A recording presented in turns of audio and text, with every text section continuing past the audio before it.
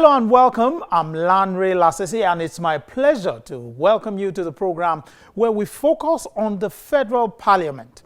Now, the key word this week is the 2016 budget.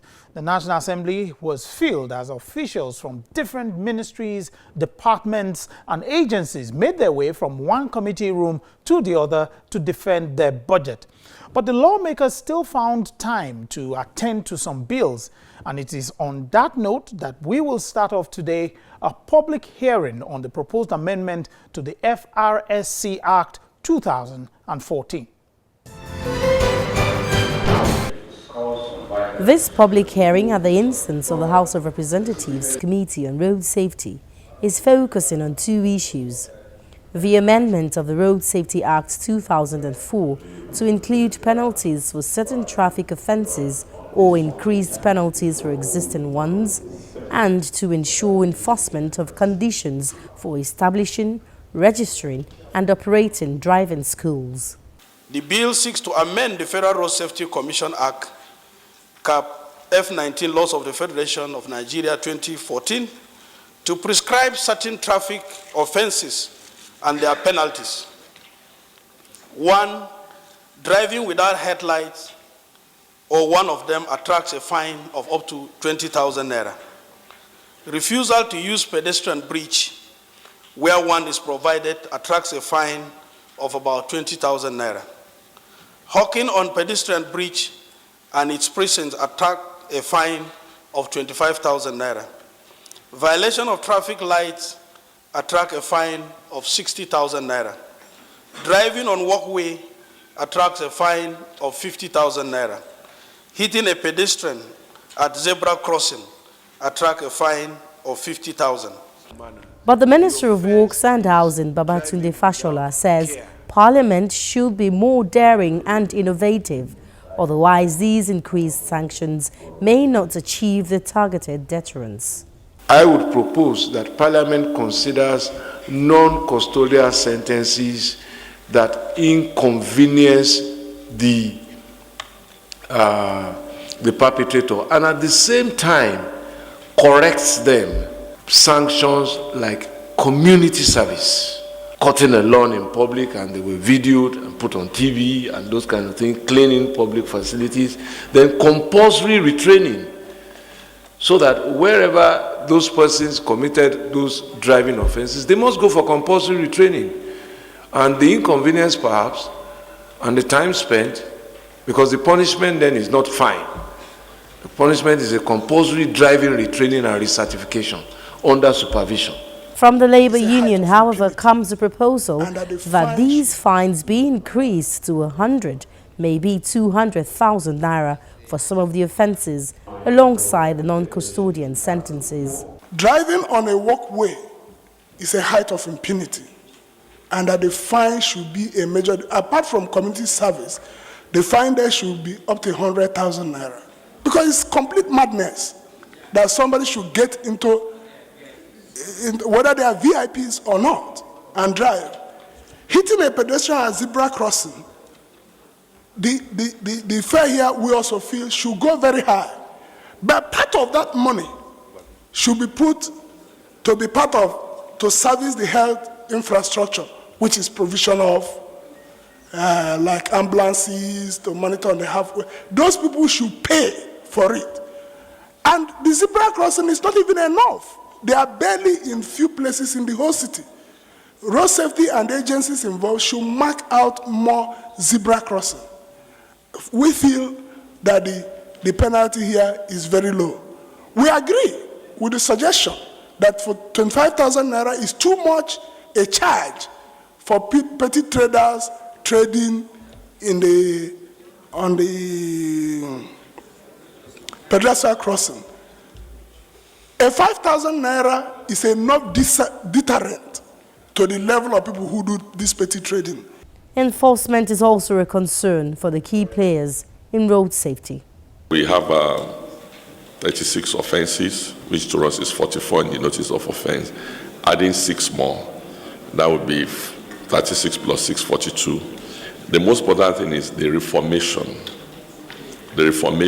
of Nigerians towards the act of lawlessness. How do we get everybody to comply? Nations bring laws to serve their circumstances. You find out that here we are in this country where somebody in broad daylight will be driving against traffic, endangering his life and life of other people. Is that person in his real senses sane? The enforcement agencies must be considered in terms of empowering them to make them more effective so that these laws will be effective. Now, it's usually during this period that ministers can be seen repeatedly at the National Assembly as they come to defend their allocations in the budget. Our next report takes a look at some of the committees that met this week. Defense. The National Assembly has suspended plenary for 2 weeks to allow committees concentrate on the 2016 budget.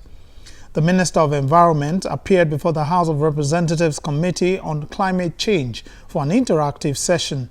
The minister says the country is predisposed to severe negative impacts due to lack of proper coordination to mainstream climate change concerns into national development planning process. We see the budget of 2016 is a transition budget, and we'd appreciate the collaboration and support in understanding that. There are many things that are not there yet, but over the period of the next 3 to 4 years, we intend to see that that's laid, and the foundation begins now.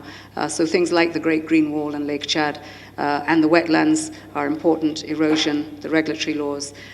Beyond the cleanup is also understanding the rising sea levels. But in a nutshell, climate change is very real. The investments are all possible. We always say that climate change is man-made, and so therefore the solutions can be found by us to the challenges that we have today.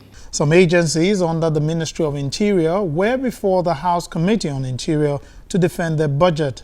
For the prison service, officials appeal for more funds.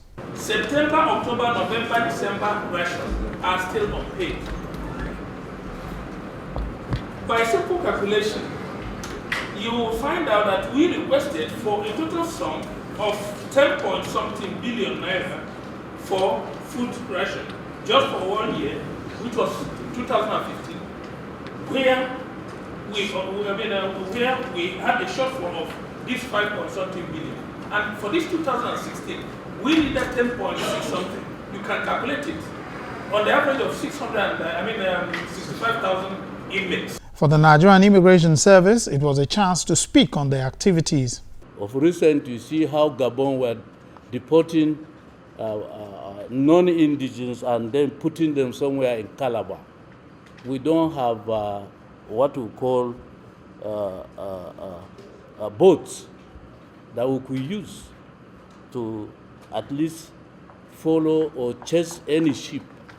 The Minister of Science and Technology, with officials of the ministry, also appeared before the House of Representatives Committee on Science and Technology. They appeared to defend their allocation in the 2016 budget. The chairman of the committee says the ministry must take an active role in addressing the developmental challenges facing the country. We know that Nigeria is suffering right now from very serious developmental challenges, especially in the field of science and technology.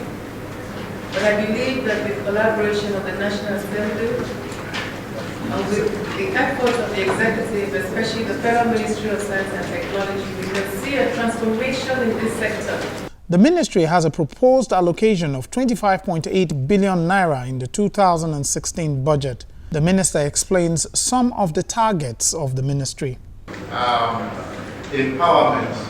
We want to make sure that we take new technologies to our rural areas. We believe that this is very, very important. We want to increase the productivity of our rural people so that they can benefit from new technologies developed by the agencies of our ministry. The House Committee on Power is also working on the budget and meeting with the Ministry of Power and its agencies.